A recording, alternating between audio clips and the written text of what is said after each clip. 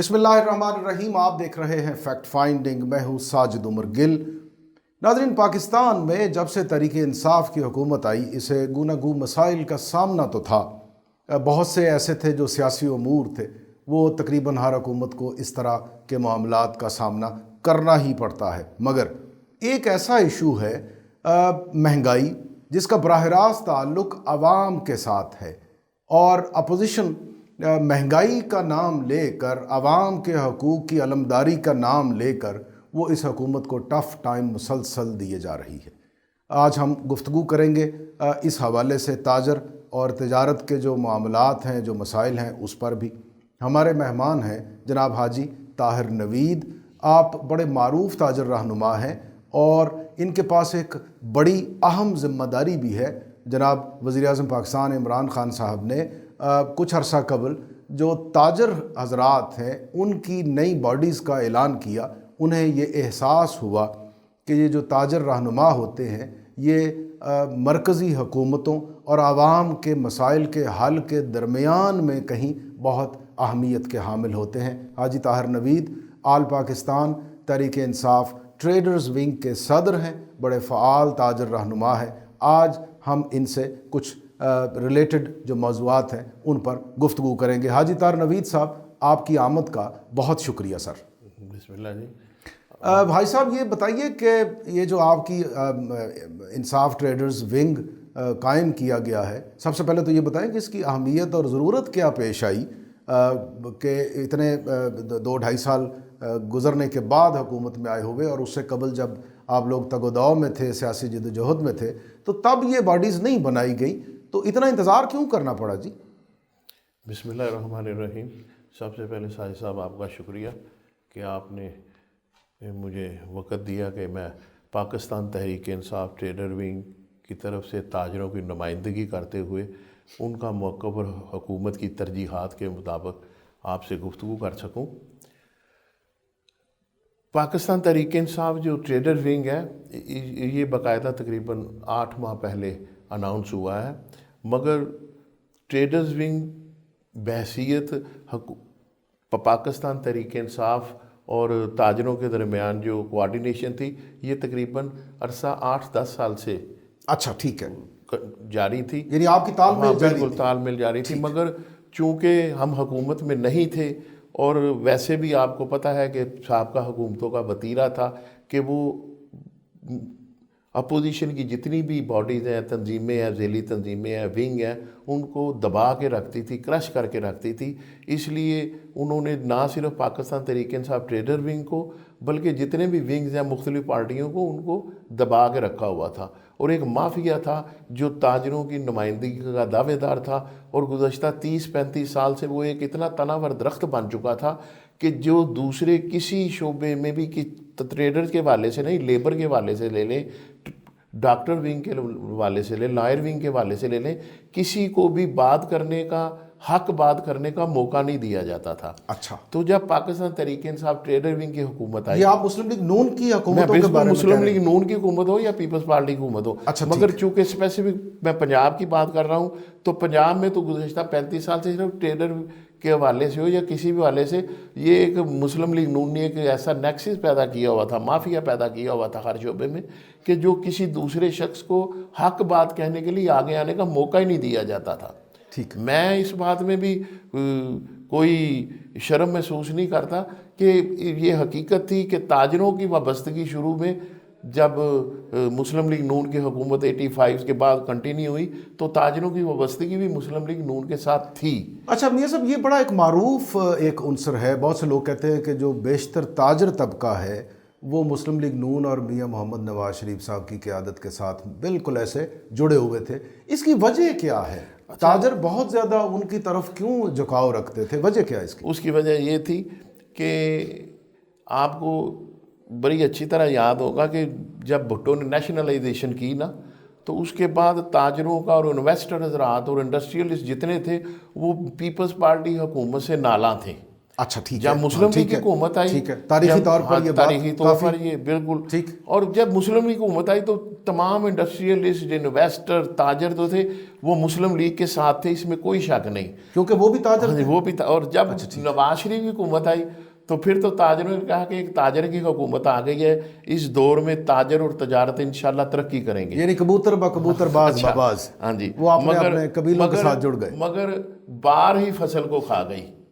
تاجر اور تجارت کو جس طرح آپ نے کہا کبوتر کے لیے یا وہ پنجابی کہتے ہیں مجھا دیاں بھیناں ہوندی ہیں، مگر یہاں پر الٹ کام ہوا کہ باہر ہی فصل کو کھا گئی۔ میں نے کہا کہ یہ تاجروں کی حکومت، تاجر اور تجارت کو انہوں نے برباد کر دیا۔ کیسے؟ وہ اس طرح برباد کر دیا کہ انہوں نے تاجر اور تجارت کی فلاح اور ترقی کے لیے اپنی ذاتی ترقی اور اپنے ذاتی اثاثے بنانے اور پیسہ اکٹھا کرنے کے لیے جو ایک تاجر کا وتیرہ ہوتا ہے، اس میں کوئی شک نہیں کہ وہ صرف اپنے نفع کا خیال رکھتا ہے۔ جو شخص کاروبار کر رہا ہے اس کی توجہ، اس کا حق ہے کہ وہ منافع حاصل کرے۔ جو انہوں نے منافع حاصل کیا وہ یہ کیا کہ ایک طرف تو خود ارب پتی سے کھرب پتی ہو گئے، کروڑ پتی سے ارب پتی، اور دوسری طرف ملک کو انہوں نے قرضوں میں ڈبو دیا۔ اچھا ٹھیک ہے، آپ نے قرضے کا نام لیا۔ میں یہاں میاں صاحب، میں سوری ٹو کٹ یو، جب ایک شخص عام آدمی کے طور پر کام شروع کرتا ہے اور پھر ایک وقت آتا ہے کہ وہ بہت عمراء میں، رؤساء میں اس کا شمار ہوتا ہے، وہ یہ جو سفر طے کرتا ہے امیر آدمی بننے کا، آپ سمجھتے کہ اس میں کوئی غیر قانونی حرکتیں بھی ہوتی ہیں؟ بالکل نہیں ہے، ہر آدمی کا حق ہے، یہ ایک کمپٹیشن ہے۔ نہیں، حق کیا ہے کہ وہ غیر قانونی کام کرے؟ نہیں، وہ ترقی کرے۔ اچھا وہ ترقی کرے۔ اب ترقی کے دو راستے ہیں، ایک راستہ تو یہ ہے محنت کے ساتھ، ایمانداری کے ساتھ وہ اپنے کاروبار کو بڑھائے اور جتنا وسیع کر سکتا ہے شرعی طور سے، قانونی طور سے وہ حق حاصل ہے کہ وہ جتنی ترقی کر سکتا ہے اس کے راستے میں آسانیاں پیدا کی جائیں اور کوئی دیوار کھڑی نہ کی جائے۔ یہ ہر تاجر کا حق ہے کہ ایک چھوٹی دکان سے وہ انڈسٹری لگا لے۔ مگر بدقسمتی یہ ہوئی کہ انہوں نے مسلم لیگ نون کے حکمرانوں نے صرف اپنی جیبیں بھریں، اپنے کاروبار کا خیال رکھا۔ کتنی بدقسمتی کی بات ہے کہ نون لیگ اور پیپلز پارٹی، ہمیں نظر آتا تھا بلی چوہے کا کھیل ہے، مگر یہ ملے ہوئے تھے ملک کو ڈبونے کے لیے اور اپنے۔ اب زرداری کے پاس کیا ایک بمبینو سینمے کے علاوہ کیا تھا؟ اب وہ کھرب پتی، ارب پتی، شوگر ملے ہیں، اس نے کہاں کاروبار کیا ہے؟ وہ کھرب پتی کہنا تو بڑا چھوٹا سا کھرب پتی چھوٹا لفظ ہے، مگر اب نواز شریف صاحب جو ہمارے وزیر خزانہ بنے تھے، پورے خاندان کے 10 بھائیوں کی ایک انڈسٹری تھی، اتفاق فاؤنڈری، اور اب ایک صرف نواز شریف اس جیسی 20 انڈسٹریاں لگا سکتا ہے، اور باقی بھائی کہاں گئے؟ ہم ایسا کرتے ہیں میاں صاحب، ٹھیک ہے، آپ چونکہ تحریک انصاف کو ریپرزینٹ کرتے ہیں، تو میں بہت اوپر کے لیول پر یہ شریف خاندان اور زرداری اس سطح پر نہیں جاتا۔ مجھے یہ بتائیے کہ جب سے آپ لوگ آئے ہیں ان ایکشن، کیا لاحہ عمل ہے آپ کے پاس؟ یہ جن امور کا، جن مسائل کا آپ نے ابھی ذکر کیا ہے، ان کے حل کے لیے آپ کے پاس کیا منشور ہے؟ ہاں، سب سے پہلے بات یہ ہے کہ ملک کو چلانا ہو یا کسی چھوٹے سے کاروبار کو چلانا ہو تو اس میں ایک سب سے بنیادی جو بات ہے نا، اس میں آپ کی یعنی کہ اس کو فری اینڈ فیئر طریقے سے چلایا جائے، ایمانداری کے چلایا جائے، قانون کے مطابق چلایا جائے، ایمانداری سے چلایا جائے۔ مثلا میں ایک تاجر ہوں، ٹھیک ہے، میں اپنی دکان پر بیٹھتا ہوں، سارا دن کاروبار کرتا ہوں، مجھے 10 منٹ کے لیے دکان سے اٹھنا پڑے نا تو میں اپنے بیٹے کو بٹھا کر جاتا ہوں، منشی کو نہیں بٹھاتا۔ یعنی ذمہ داری کا تعین کر کے میرے یعنی کہ جو غلہ ہے، جو میرا کیش ہے، اس کی حفاظت ہو سکے۔ اگر میرا سگا بیٹا بھی غلے سے 100 روپیہ 200 روپیہ نکال لینا، میں اگلے دن اس کو بٹھاتا نہیں، تالا لگا کر جاتا ہوں۔ مگر ہم نے بدقسمتی سے ملک کے غلے کو، ملک کے خزانے کے اوپر ان لوگوں کو بنا دیا جو خائن تھے، اور تاجر اور تجارت کی اور انڈسٹری کی تباہی کا باعث بھی یہی بنے کہ انہوں نے مثلا ایک عام لوگ کہا کرتے تھے، مثلا ہم سنا کرتے تھے، پیپلز پارٹی کا پہلا نعرہ یہ تھا 85 میں کہ جناب لوہا چور بجلی چور۔ ہم سمجھتے نہیں تھے، ہم نے کہا کہ یہ لوہا چور بجلی چوری سے کیا کر لیں گے، مگر آج ہم جس جگہ پر کھڑے ہیں ہمیں اس بات کا ادراک ہے کہ بجلی کا اور ایمانداری کا، یعنی چوری سے ناشناسائی ہمیں تھی کہ ملک میں حکمران کیسے چوری کرتے ہیں، آج ثابت ہو گیا کہ ایسے چوری کرتے ہیں۔ اب میں تاجر کی آپ نے اسپیسیفک بات کی ہے، دکانداری ہو یا ملک اس وقت چلے گا جس وقت اس کے پاس کچھ ایسٹس ہوں گے، کچھ یعنی کہ مال ہوگا، کچھ اثاثے ہوں گے۔ مگر جب ملک کے پاس ملک مقروض ہو یا کوئی دکاندار مقروض اچھا، مجھے ایک بات تو کیسے چلائے گا؟ دیکھیے میری بات سنیں، ہم بہت زیادہ سیاست نہیں کھیلتے میاں صاحب۔ مجھے آپ یہ بتائیے کہ آپ نے بجلی چوری کا ذکر کیا ہے. جی ظاہری بات ہے کہ کچھ حکومتی ادارے اس وقت جو تھے وہ معاونت فراہم کر رہے ہوں گے, لوگ بل نہیں دے رہے ہوں گے, چوری کرتے ہوں گے. ایک عمومی طور پر تاثر ہے جس میں بہت سی حقیقت بھی ہے کہ ہمارا تاجر طبقہ, بیشتر تاجر طبقہ, وہ ٹیکس چوری کرتا ہے, ٹیکس ہی نہیں دیتے. جب آپ ملکی خزانے میں مال بھریں گے نہیں, وہ غلہ جسے آپ کہہ رہے ہیں, جی وہ بھرے گا نہیں, وہ خالی پڑا رہے گا, تو پھر حکومتوں کو, ملکوں کو, ریاست کو باہر کہیں سے قرض ہی لینے پڑیں گے نا جی. تو بنیادی یونٹ تو ہے کہ ٹیکس. آپ مجھے یہ بتائیے کہ جب بھی حکومتیں یہ کہتی ہیں کہ یہ جو تاجروں سے ہم نے ٹیکس لینے ہیں, مختلف قسم کے ٹیکسز ہیں, بڑے پینٹ سے, رجسٹریشن کی بات ہے کہ آپ اپنے کاروباروں کو رجسٹر کروائیں, جو آپ ٹرانزیکشن کرتے ہیں اس کو رجسٹر ہونا چاہیے, وہ بلیک اینڈ وائٹ میں آنا چاہیے, اس کا ریکارڈ ہونا چاہیے. تاجر تب کاٹ جاتا ہے کہ نہیں جناب ہم تو نہیں ہونے دیں گے. اب آپ بھی تاجر رہنما ہیں اور تحریک انصاف کی باڈی ہیں آپ ان مسائل کو کس طرح سے حل کریں گے جی؟ سب سے پہلی بات یہ ہے جو کہا جاتا ہے کہ تاجر ٹیکس چور ہے, یہ بات غلط ہے. آپ کی قیادت کہتی ہے. میں بتاتا ہوں, جتنی چیزیں امپورٹ ہوتی ہیں, جتنی بھی چیزیں امپورٹ پاکستان میں ہوتی ہیں, تمام پہ سیل ٹیکس ایڈوانس لے لیا جاتا ہے. لیکن وہ اوور انوائسنگ اور انڈر انوائسنگ بھی تو ہوتی ہے. نہیں, اوور انوائسنگ, انڈر انوائسنگ, میں نے کہا ہر جگہ پہ نا مثلاً بے قاعدگی ہے, ہیرا پھیری ہے, بے ایمانی ہے. یہ کیوں ہوئی؟ یعنی کہ 70s سے پہلے کیوں نہیں تھی؟ 70s کے بعد کیوں؟ ہم نے بتدریج اداروں کو برباد کر دیا. جن لوگوں لیکن میاں صاحب اس میں ٹیکنیکلی دیکھیں نا, 70 سے پہلے کی اگر آپ بات کرتے ہیں تو ہمارا شمار زرعی ممالک میں ہوتا تھا, آپ کو یاد ہے. ہم بہت زیادہ وہ امپورٹ والے معاملے میں نہیں آئے تھے. ہے. اس کے بعد جیسے جیسے انڈسٹریلائزیشن شروع ہوئی تو امپورٹ بھی آئی. تو ایک تو اس کی یہ وجہ ہے. 70 سے پہلے ہماری انڈسٹریلائزیشن ہو چکی تھی. نہیں وہ ٹھیک ہے, ایوب خان نے شروع میں کی تھی. ایوب خان نے ایسے بہترین اقدام اٹھائے تھے جس کی وجہ سے یہ ملک زرعی ملک کے ساتھ ساتھ ایک انڈسٹریل اسٹیٹ بھی ہو چکی تھی. مگر آہستہ آہستہ ہم تو کنزیومر سوسائٹی بن گئے. ہم نے لپ اسٹک سے لے کر سوئی تک امپورٹ کرنا شروع کر دی. یہ موبائل میرے پاس پڑا ہے, یہ بھی پاکستان کا نہیں, یہ اینک بھی پاکستان کی نہیں, گھڑی بھی پاکستان کی نہیں. یعنی یہ جو شیشہ ہے یہ بھی میں یقین کے ساتھ کہہ سکتا ہوں چائنا سے آیا ہے. کیا ہوا؟ ہم نے اس کو کنزیومر سوسائٹی میں کیوں بدل دیا کہ ہم نے ملک پر توجہ نہیں دی, انڈسٹری پر توجہ نہیں, تاجر اور تجارت پر توجہ نہیں دی. کیا اس کی ایک وجہ یہ بھی تھی کہ وہ جو تاجر تھے جی وہ حکمران بن گئے؟ بالکل, انہوں نے اپنے کاروباروں کو فوائد دینے کے لیے اس طرح کی پالیسیز بنائی. کیا ایک وجہ یہ بھی؟ ایک تاجر کا حکمران بننا بری بات نہیں ہے, ایک برے شخص کا حکمران بننا بری بات ہے. بحیثیت قوم, تاجر ہو یا آجر ہو, کوئی بھی ہو, انڈسٹریلسٹ ہو, اس کا حق ہے وہ سیاست کرے, اس پر پابندی نہیں لگ سکتی. مگر اس کا ایماندار ہونا ضروری ہے, اس کی لائلٹی ضروری ہے. مثلا میں تاجروں کی قیادت کر رہا ہوں, اگر میں ذاتی مفادات کو تاجروں کے مفادات پر ترجیح دوں گا تو پھر میں ان کی فلاح کیسے, ان کے لیے کیسے سوچ سکتا ہوں؟ میں نہیں سوچ سکتا ان کے لیے. یعنی کیا فلاح و بہبود کی ایک صورت تو یہ ہے, میں ایک ایسے ٹپ دے دیتا ہوں کہ جو قوانین موجود ہیں ان پر عملداری ہو, دیانتداری سے. بالکل. اور اگر کہیں ضرورت ہے مزید قوانین بنانے کی جس سے تجارت مزید فلرش کرے اور تاجر کے مسائل حل ہوں اور اس کے جو مثبت نتائج ہیں وہ عوام تک بھی پہنچے, ایک تو صورت یہ.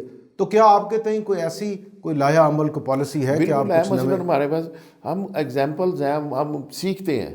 ہمارے پاس مثالیں, آپ نے 2 سوال کیے, ایک تو تجارت کی فلاح کے لیے اور ایک قانون سازی کے لیے. لیکن تجارت اگر پھلے پھولے گی تو جو پاکستان کی نیشنل اکانومی ہے وہ بھی اس سے فائدہ ہوگا اسے. ہم نے الحمدللہ 1947 میں آزادی حاصل کی کہ ہم بہتر قوانین لائیں گے اور انصاف کے ساتھ بہتر حکومت کریں گے. میں صرف مثال کے لیے آپ کا ایک منٹ لیتا ہوں کہ آپ 1977 سے پہلے 47 سے پہلے کا آپ دیکھیں ریکارڈ نکال کے کہ لاہور میں کتنے ڈکیتیاں ہوئی تھیں. اگر 10 نہیں, فار ایگزامپل اگر 10 ہوئی تھیں تو اس میں سے 9 جو ہوں گی نا ان میں سزا لازمی ہوئی ہوگی. نہیں وہ گورا راج میں ایک تو یہ تھا نا قانون کی ہم آزادی حاصل کر رہے تھے بہتر مستقبل کے لیے, اور ہم نے انگریزوں سے آزادی الحمدللہ قائد اعظم کی قیادت میں حاصل کی, مگر جس مقصد کے لیے ہم نے آزادی کی اس کو پورا نہیں کیا. وہ تھا قانون اور انصاف کی عملداری. حکمرانی سب سے پہلی بات ہے. اور دنیا میں سب سے بہترین جو ہم مدینے کی ریاست کی بات کرتے ہیں, میرے قائد میرے چیئرمین عمران خان صاحب, تو دنیا میں سب سے بہترین نظام مدینے کی ریاست کا تھا. اور آپ دیکھیں ان کے لیے قوانین کیسے تھے. دنیا میں سب سے اعلیٰ اور افضل جو لوگ تھے نا وہ صحابہ کرام تھے, اور صحابہ کرام کے لیے اللہ کے نبی نے جو قوانین ان کے سامنے رکھے وہ یہ تھے کہ جو چوری کرے گا ہاتھ کاٹ دیں گے, جو مثلا قتل کرے گا دانت کے بدلے دانت, آنکھ کے بدلے آنکھ. وہ تو سرکار عالم صلی اللہ علیہ وسلم نے فرمایا کہ خدا نخواستہ خاندان ہے میری بیٹی بھی اگر یہ کرے تو قطعی. خلیفہ دوم نے اپنے بیٹے کو سرعام کوڑے مار دیے. اتنے سخت قوانین تھے اور ان پر عمل درآمد ہوتا تھا. اب کیوں نہیں ہوتا؟ اتنے کمزور قوانین ہیں انگریز کے, ان میں اتنے مثلا آسانیاں ہیں, اس کے باوجود ان پر عمل نہیں ہوتا. کیوں نہیں ہوتا؟ اچھا, اس کی وجہ یہ ہے کہ ہم نے اس نظام کو اپنا لیا جو تباہی کا نظام ہے. اللہ کے نبی پاک صلی اللہ علیہ وسلم نے فرمایا کہ جس مملکت میں یا جس انصاف عدل نہیں ہوگا وہ برباد ہو جائے گا. تو ہم تو بربادی کی طرف جا رہے ہیں. نہیں, لیکن میاں صاحب میرا کوشچن یہ ہے, دیکھیں نا آپ سیاستدان بھی ہیں, آپ تاجر رہنما بھی ہیں, بڑی اہم ذمہ داریاں پارٹی کی طرف سے آپ پر بھی ہیں. مجھے یہ بتائیے کہ ہمیں ان مسائل کا ادراک تو ہے کہ جی ہم نے یہ کیا, ہم یہ نہیں کر پائے. میرا کوشچن ہے کہ کیوں بھائی؟ اچھا, کیوں کی بات یہ ہے ہم جس درخت کے سائے میں بیٹھے اس کی شاخیں کاٹ رہے ہیں. ہمیں پتہ ہے کہ یہ درخت اجڑ جائے گا تو دھوپ آئے گی, بربادی ہوگی, ہم پھر بھی درپے ہیں, ہم لگے رہتے ہیں. کیوں ہم باز نہیں آتے؟ اس کیوں کا جواب کسی کے پاس. میری بات سنیں, ہم مطلب قوانین کی طرف چلے گئے, اس کا مختصر سا جواب دیتا ہوں. معاشرے میں جو قانون توڑتے ہیں وہ تو اس میں سے آسانیاں تلاش کرتے ہیں. حکومت کی ذمہ داری ہوتی ہے, حکومت وقت کی, وہ قوانین پر سختی سے عمل درآمد کرائے. جس وقت قوانین پر عمل درآمد ہو, کمزور قوانین بھی معاشرے کو قابو رکھ سکتے ہیں, اور سخت سے سخت قوانین بھی جہاں پر آپ ریلیف دیں گے اپنے. صاحب حکومت کا آپ نے ذکر کیا, دیکھیں نا پرائز کنٹرول کمیٹیاں ہوتی ہیں. جی اب ٹائیگر فورس بھی ہے, معاونت کے طور پر ساتھ ہے کہ وہ جا کے نشاندہی کریں کہ کہاں کیا گڑبڑ ہو رہی. ایک بے ہنگم مہنگائی کا جن ہے جو معاشرے میں ننگا ناچ رہا ہے. حکومت کہاں ہے سر؟ بے شک اس میں کوئی بات یہ حکومت کا ذمہ ہے نا, وہ پرائز کنٹرول کمیٹیاں حکومتی ادارے ہیں. دیکھیں جی, سب سے پہلی جو بات ہوتی ہے نا, جب بھی مہنگائی آتی ہے اس کو کنٹرول کرنے کا صرف ایک ہی طریقہ ہے کہ ڈیمانڈ اینڈ سپلائی کو برقرار رکھا جائے. بالکل ٹھیک. میاں صاحب میں نا اگر آپ اجازت دیں, وقت ہوا ایک چھوٹے سے وقفے کا, میں بریک کے بعد آپ سے اسی سوال کے جواب سے ہی آغاز کروں گا. ناظرین, ہم حاجی طاہر نوید, آپ مرکزی صدر ہیں تحریک انصاف ٹریڈرز ونگ کے, بہت معروف تاجر رہنما ہے, ان سے محو گفتگو ہے. ہم بریک کے بعد بھی یہ سلسلہ کلام جاری رکھیں گے, آپ ہمارے ساتھ رہیے.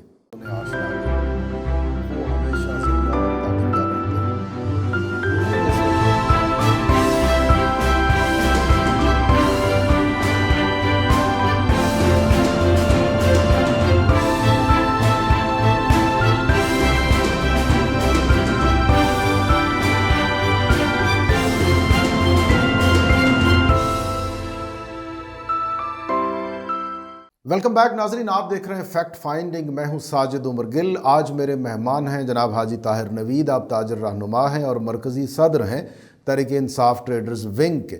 بریک سے پہلے گفتگو چلتے چلتے آ گئی تھی کہ یہ اس قدر جو مہنگائی کا جن بے قابو ہو گیا ہے, اس میں جو حکومتی ذمہ داریاں ہیں وہ کیوں نہیں ادا ہو پا رہی. حاجی صاحب, بریک سے پہلے آپ کچھ ڈیمانڈ اور سپلائی کی بات کر رہے تھے. دیکھیے, عالمی جو سروے ہیں حکومت پاکستان, ریاست پاکستان کی معاشی صورت احوال کے حوالے سے, وہ تو بڑے مثبت ہیں. وہ کہتے ہیں کہ جناب پاکستان کی معیشت بڑی اچھی ہو رہی ہے, بہت اچھے اقدامات ہیں, حکومت کو سراہا جا رہا ہے. لیکن نیچے آئیں, گراؤنڈ ریالٹیز, عوام جو ہے ان کی چیخیں نکل گئی ہیں, بل بے پناہ ہو گئے, ہر چیز جو ہے اس کی قیمت آسمانوں کو چھو رہی ہے. وہ جو آپ کی پرائز کنٹرول کمیٹیاں ہیں جن کا ذمہ ہے کہ وہ قیمتوں میں اعتدال کو قائم رکھیں, وہ کہاں ہیں سر؟ کیا جواب ہے اس کا؟ جس طرح میں نے ابھی بات کر رہے تھے, آپ نے پوچھا تھا مہنگائی کے حوالے سے, تو میں نے کہا تھا ڈیمانڈ اینڈ سپلائی اگر برقرار رہے گی تو پھر انشاءاللہ تعالیٰ چیزوں میں قیمتوں میں استحکام رہتا ہے. ٹھیک. سب سے پہلی بات یہ ہے کہ چینی کے متعلق کہا جاتا ہے, چینی اور آٹا کہ مہنگی ہو گئی, اس میں کوئی شک نہیں مہنگی ہو گئی, اور حکومت کی ذمہ داری تھی اس کو کنٹرول رکھتے. لیکن عوام کے لیے روزمرہ کی اشیاء ضروریہ ہیں. مگر بدقسمتی سے چینی اور آٹا مافیا نے باقاعدہ پلاننگ کے تحت سوچ سمجھ کر اس بات کو یقینی بنایا کہ ملک میں افراتفری کس طرح ہو سکتی ہے. تو کیا حکومت جو ہے وہ عاجز اور بے بسی کا شکار؟ عاجز اور بے بسی نہیں, سازش ہو سکتی ہے. اچھا ٹھیک ہے. حکومت کے ساتھ پلاننگ ہو سکتی ہے, جس طرح یعنی حکومت مخالف جو لوگ ہیں, حکومت مخالف اپوزیشن نے یہ پلان کیا باقاعدہ. اور آپ کو مثلا مجھ سے زیادہ علم ہوگا کہ 90% چینی کے جو شوگر ملز کے مالکان ہیں وہ نون لیگ اور پیپلز پارٹی اور ان کے پروردہ لوگ ہیں. لیکن آپ کے ترین صاحب بھی ترین صاحب ایک شخص تھے، ایک فرد تھے، ایک مثلاً ایک انجن ہے اس کا ایک پارٹ اینڈ پارسل تھے، مگر وہ مکمل چینی کو کنٹرول نہیں کرتے تھے. اگر سب سے زیادہ دیکھی جائے شوگر ملیں تو صرف نواز شریف فیملی کی 28 شوگر ملیں ہیں. ٹھیک. صرف شہباز شریف اور نواز شریف کی 2 بھائیوں کی صرف 10 سے زیادہ شوگر ملیں ہوگی، ڈائریکٹ انڈائریکٹ. مگر بعد میں کر رہا تھا شوگر مافیا کی، انہوں نے پری پلان چینی کی قیمتیں بڑھائیں. اور آٹے کا کیا کیا؟ اچھا، آٹے کا بھی انہوں نے یہی کیا. نمبر 1 انہوں نے آٹا ذخیرہ کر لیا. نمبر 2 جو ان کے دیکھیں 35 سال سے انہوں نے ایک مافیا کریٹ کیا ہوا تھا جو پیپلز پارٹی کو بھی ٹف ٹائم دیتا تھا پنجاب میں، اور پنجاب میں انٹری نہیں دی انہوں نے. پھر اس کے علاوہ انہوں نے 35 سال میں ہر شعبے میں اپنا ان کا ہولڈ تھا، ان کو انہوں نے استعمال کیا اور کامیابی سے استعمال کیا. عوام کے خلاف بھی اپوزیشن نے اس مافیا کو کامیابی کے خلاف استعمال کیا، کامیابی تھا، اور حکومت کو بھی اس کو استعمال کرتے ہوئے ٹف ٹائم دیا. مگر میں ایک بات کہنے میں بالکل کلیئر کہ جناب اس میں حکومت کی سستی شامل ہے. آپ کی اپنی حکومت؟ ہاں بالکل شامل ہے.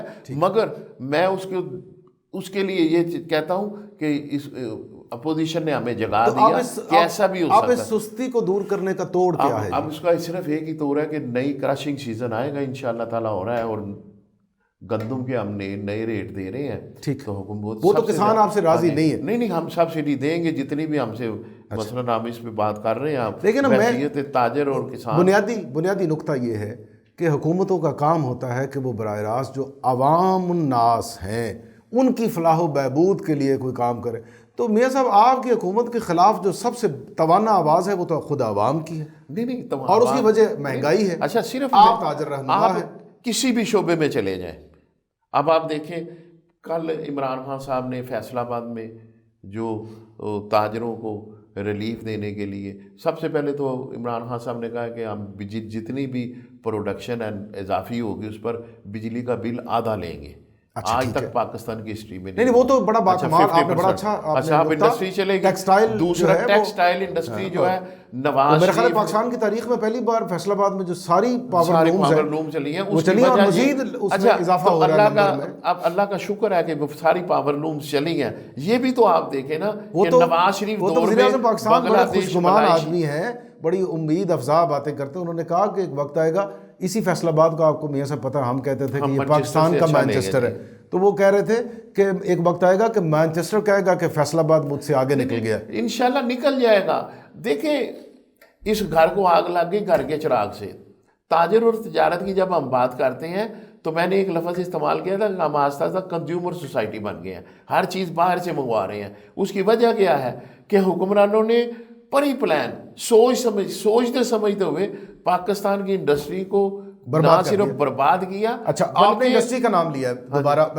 حاج صاحب مجھے یہ بتائیے، دیکھیں نا، جب ہم یہ شکوہ کرتے ہیں کہ جی ہم سوئی سے لے کر بڑی دیگر جو چیزیں بہت اہم اور کچھ غیر اہم لیکن مقبول ہو گئی ہوئی ہیں، رائج ہو گئی ہیں، تو ضرورت بن گئی ہے، وہ ہم ساری باہر سے منگا رہے ہیں. دیکھیں یہ چیزیں جو ہیں ان کو یہاں بنانے کے لیے آپ کو پروڈکشن کی طرف توجہ دینا ہوگی. جب پروڈکشن زیادہ ہوگی تو ظاہری بات ہے کہ وہ کاروبار پھلے پھولیں گے، اپنی بنائی ہوئی جو اشیاء ہے وہ اپنی مارکیٹ میں بکیں گی، معیشت کا بھی اس میں بہتری آئے گی. لیکن اس کی راہ کا روڑا آپ کو پتہ ہے کہ ہمارا جو انرجی سیکٹر ہے وہ تو بربادی کی آخری حدوں تک پہنچا ہوا ہے. انڈسٹری کیسے چل پائے گی؟ فرنس آئل پہ چلائیں گے، مہنگی ترین وہ پروڈکشن ہوگی تو وہ مہنگی بکے گی نا.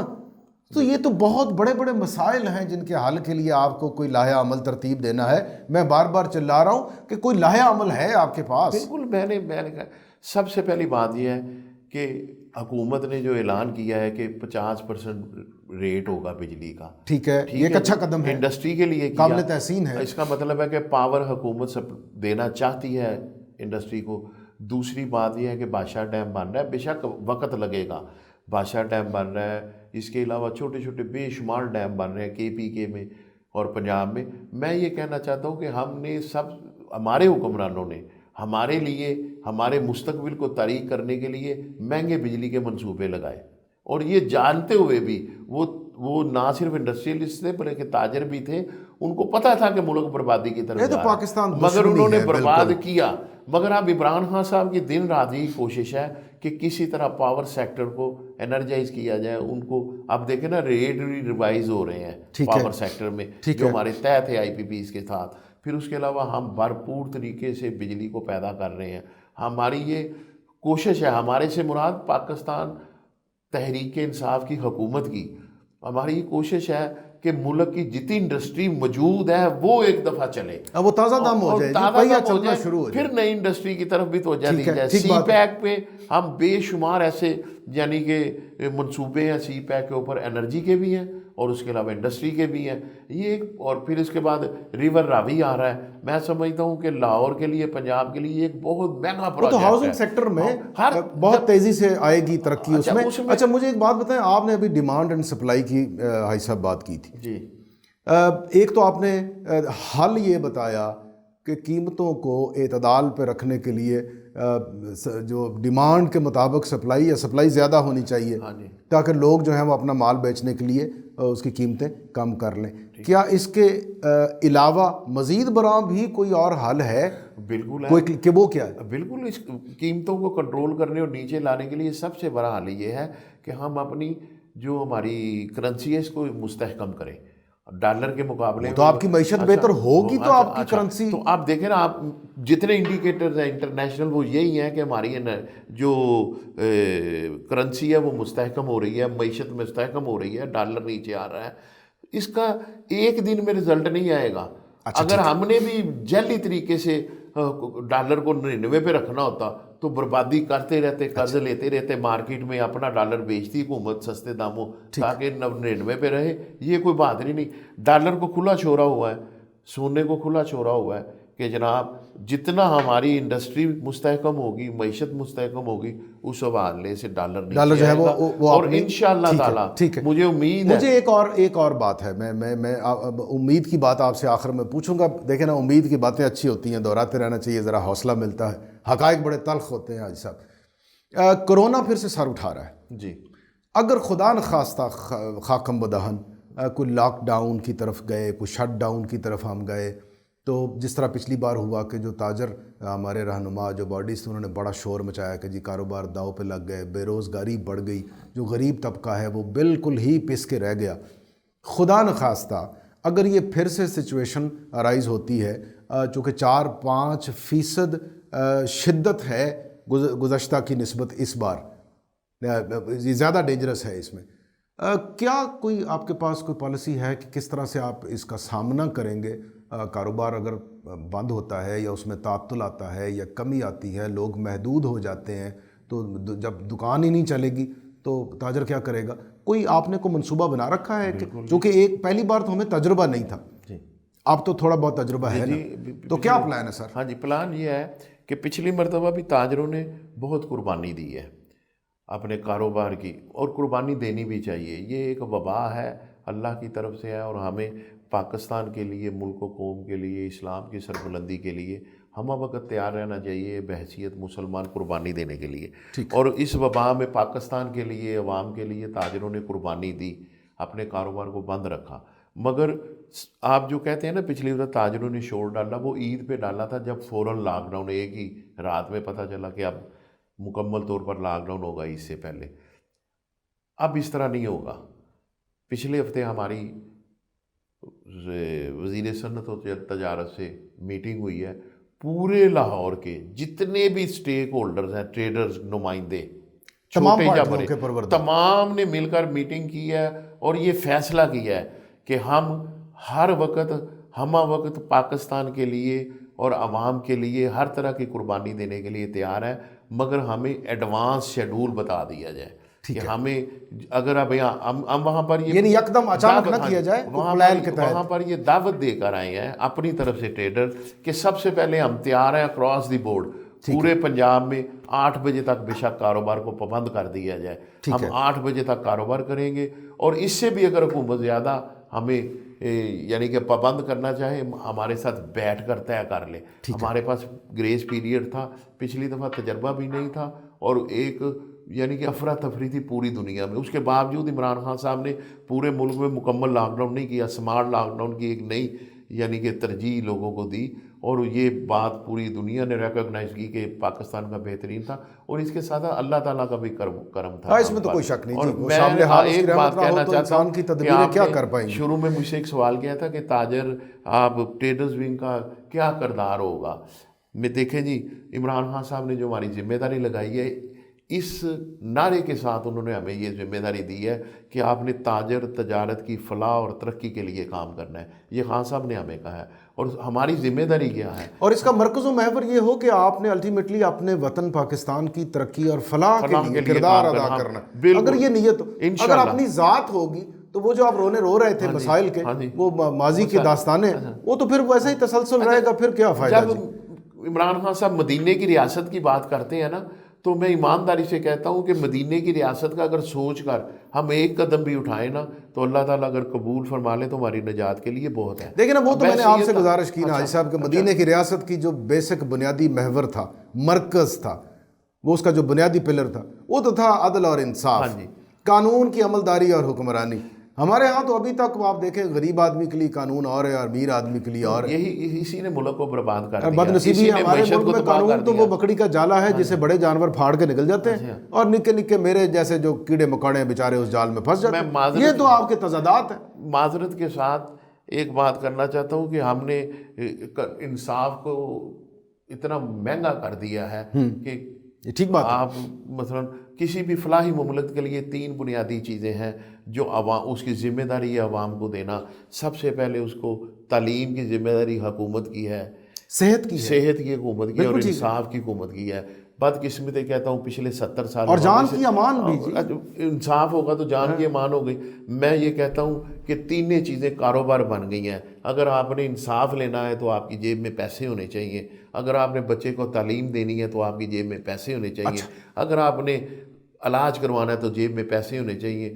تو میں یہ سمجھتا ہوں کہ یہ بدنصیب تینوں تجارت بن گئے. جس معاشرے میں تعلیم، صحت اور انصاف نفع بخش کاروبار ہو، وہ معاشرہ کبھی بھائی صاحب چلتے چلتے نا مجھے آپ کو ایک آنسر دے دیں. آپ تاجر ہیں، بہت سی ایسی اشیاء، سیم اشیاء، وہ آپ کے اچھرا بازار میں اس کی قیمت اور ہے، کریم بلاک مارکیٹ میں اور ہے، لبرٹی مارکیٹ میں اور ہے، شادمان میں اور ہے، ڈیفنس میں اور ہے، اندرون شہر چلے جائیں تو اسی چیز کی قیمت اور ہے. یہ قیمتوں کے مابین اختلاف کیوں ہوتا ہے؟ ایک ہی چیز جو 50 میں کہیں مل رہی ہے وہ سیم چیز کہیں 100 میں بک رہی ہے. یہ کیا وجہ ہے؟ ایک جیسی کیوں نہیں ہوتی سر؟ بیلنس کیوں نہیں؟ 50 اور 100 کا فرق جو ہے نا، یہ میں نے ایسے تمثیلاً کہہ دیا، مثال ہی میں بھی فار ایگزامپل کہہ رہا ہوں. 50 اور 100 کا جو فرق ہے یہ بہت بڑا تضاد ہے، نہیں ہونا چاہیے. اگر آپ کہیں نا اچھرے میں چیز 50 کی ہے، لبرٹی میں 55 کی ہے، تو ایسا ہو سکتا ہے. اس کی وجہ یہ ہے کہ بعض چیزوں کے ریٹ کنٹرول کیے ہوتے ہیں گورنمنٹ نے. پیٹرول ہو گیا، گھی ہو گیا، چینی ہو گئی، آٹا ہو گیا، جو ضروریات زندگی ہیں لازمی ہیں، یہ حکومت کی کنٹرول میں ہے. یہ ہر جگہ ایک ہی ریٹ ہونا چاہیے. اور بعض چیزیں ہیں جس کی جو علاقے کے حساب سے ہیں. مثلا اچھرے میں ایک کپڑا 50 روپے کا بک رہا ہے، لبرٹی میں 55، اس لیے کہ اچھرے میں دکان کا کرایہ کم ہے، لبرٹی میں زیادہ ہے. اور دوسری بات یہ ہے کہ جو کنزیومر ہے وہ بھی اچھرے میں درمیانے طبقے کے آتے ہیں، ان کو سستا مل جاتا ہے، لبرٹی والے ہو رہے ہیں. ایسا فرق نہیں. مگر میں گاہک کی جیب دیکھ کے اس سے نہیں، میں علاقے کے حساب کی بات کر رہا ہوں کہ لبرٹی میں ایک کیا ایسا ہونا چاہیے؟ نہیں، ہونا تو نہیں چاہیے، مگر وہاں پر کرائے زیادہ ہو. ایک چیز ہے وہ یکساں ریٹ پہ میسر ہونی چاہیے. جو اندرون شہر میں آپ چلے جائیں گے نا، جب وال سٹی میں، تو جو اچھرے میں 50 روپے وہاں پر 45 روپے میں بک جائے گی. بالکل. اچھا، اس کی وجہ یہ ہے کہ علاقے کے، اس لیے کہ اچھرے میں دکان کا کرایہ 1 لاکھ روپیہ ہے، اندرون شہر میں 25,000 روپیہ ہے. یہ بھی فرق نکلتا ہے. یعنی اس کا مطلب یہ ہے کہ جو ٹریڈر ہے وہ اپنے اخراجات کو مد نظر رکھ کر چیز کی قیمت نکالتا ہے. اس کا مطلب یہ ہے کہ وہ تو پھر ذاتی حیثیت میں مجاز ہو گیا نا، کہ وہ کسی ایک شے کی قیمت کا تعین کس طرح سے کرے گا. اس میں حکومت کا تو کوئی رول نہ باقی رہ گیا. جو لازمی اشیاء ہیں، میں نے پہلے عرض کیا ہے، جو بنیادی ضروریات زندگی ہیں، صابن ہے، گھی ہے، آٹا ہے، تیل ہے، پیٹرول ہے، اس طرح کی جو چیزیں ہیں نا، ان کو اس کا ریٹ کنٹرول ہونا چاہیے. اور ہے، بوتل ہو گئی پینے کا پانی. کیا آپ کوشش کریں گے حاج صاحب جی کہ یہ جو ان کی قیمتیں ہیں ان کا یکساں ان کا اطلاق یہ ہو نہیں سکتا. مثلا آپ اپنے تاجر رہنماؤں کو آپ کو کنونس کریں کہ بھائی خدا کے لیے دیکھیں نا براہ راست حکومت بدنام ہوتی ہے جب مہنگائی کا جب شور کوئی بندہ آٹا مہنگا بیچے گا تو وہ ظلم کر رہا ہے، جب کوئی تیل مہنگا بیچے گا پیٹرول ظلم کر رہا ہے، جب کوئی گھی یا صابن مہنگا بیچے گا وہ ظلم کر رہا ہے. اب ایک آدمی شرٹ ریڈی میڈ گارمنٹس میں ایک آدمی جو ہے وہ شرٹ بہترین ایک ہی کپڑا ہے وہ بہتر سلائی کر کے بیچ رہا ہے تو وہ بہتر قیمت وصول کرے گا. یہ صاحب دیکھیں میری گزارش ہے جب ظلم کی بات کرتے ہیں تو وہ یوم آخر حشر کے میدان میں سب ظالم نمایاں ہو جائیں گے. ایک قانون بھی تو ہوتا ہے نا، لینڈ آف دا جو لا آف دا لینڈ بھی تو ہوتا ہے نا، دیکھیں اس کو تقویت دینے کے لیے بالکل میں یہ چاہتا ہوں، میری یہ خواہش ہے کہ پورے ملک میں ہر چیز سستی ہو. ٹھیک ہے. اچھا ایک پرسیپشن ہے کہ چیز سستی ہو، میں کہتا ہوں چیز سستی مہنگی کا سوال نہیں، ہر آدمی کی ایکسیس ہونی چاہیے کہ وہ خرید سکے چیز. ٹھیک ہے. اچھا اب ایکسیس کس طرح ہوگی؟ ملک میں روزگار کے مواقع زیادہ ہوں. ٹھیک. سب سے پہلی بات ہے امپلائی جو حکومت کی ذمہ داری ہے کہ وہ ہر شخص کو روزگار فراہم کرے. عمران خان صاحب کا یہ نعرہ ہے کہ میں نے ہر شخص کو روزگار دینا ہے، صحت دینی ہے، ہر شخص کا حق ہے صحت کے لیے. وہ جو صحت کارڈ ہے وہ جاری کیے جا رہے ہیں 10 لاکھ روپے تک. اسی طرح انشاءاللہ تعالی میں یہ سمجھتا ہوں کہ عمران خان صاحب میرے جو لیڈر ہیں قائد ہیں، یہ حرف آخر نہیں، بہتر سے بہتر ہمیں اپنا مستقبل بہتر بنانے کے لیے نیک نیتی سب سے بڑی بات یہ ہے. عمران خان صاحب جو ہے نا ہمارے پاس ایک ایمانداری کا سمبل ہے، ہم اس سمبل کو دیکھ کر آگے بڑھنا ہے. یہ ہمارے لیے منزل نہیں ہے، یہ نشان منزل ہے. ہماری منزل کیا ہے؟ ہماری منزل ہے پاکستان کو اقوام عالم میں بہترین باوقار اور میں کہتا ہوں قیادت کرتا ہوا دیکھنا چاہتے ہیں. اور میری دعا ہے کہ آخری بات ہے کہ پاکستان تحریک انصاف انشاءاللہ تعالی حکومت کے درمیان، پاکستان تحریک انصاف ٹریڈر حکومت کے درمیان، عوام کے درمیان اور تاجروں کے درمیان ایک پل کا کردار ادا کریں گے. ہم قیمتوں میں استحکام لانے کے لیے ہم پاکستان میں عام آدمی کی پہنچ ہر چیز تک ہو، رسائی ہو، ہر آدمی ایک جیسا بود و باش حاصل کرنے کے لیے، ایک جیسی خوراک حاصل کرنے کے لیے ہم بحثیت تاجر ملک کی ترقی کے لیے ہم وقت کوشاں رہیں گے اور حکومت اور عوام کے درمیان پول کا کردار ادا کریں گے. حاجی صاحب بہت بہت شکریہ، بہت شکریہ. ناظرین آج ہم بات کر رہے تھے حاجی طاہر نوید، آپ مرکزی صدر ہیں انصاف ٹریڈرز ونگ کے، تاجر رہنما ہیں بڑے معروف. ان کی گفتگو آپ نے سن لی ہے.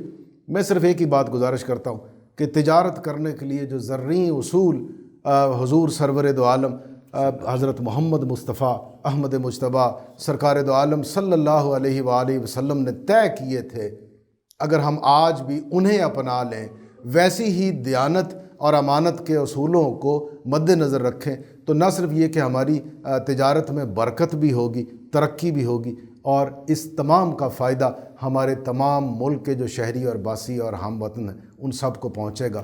سارے لوگ فیض یافتہ ہوں گے تو یقیناً یہ خواب جو ہے یہ پورا ہو جائے گا کہ پاکستان ترقی کرتا ہوا نظر آئے گا، خوشحال ہو جائے گا، باوقار ہو جائے گا. ساجد عمر گل کو فیکٹ فائنڈنگ سے اس دعا کے ساتھ اجازت دیجیے کہ پاکستان وطن عزیز پر وہ فصل گل اترے جسے کبھی بھی کوئی بھی خوف خزاں نہ ہو. اللہ نگہبان. زندہ باد پاکستان.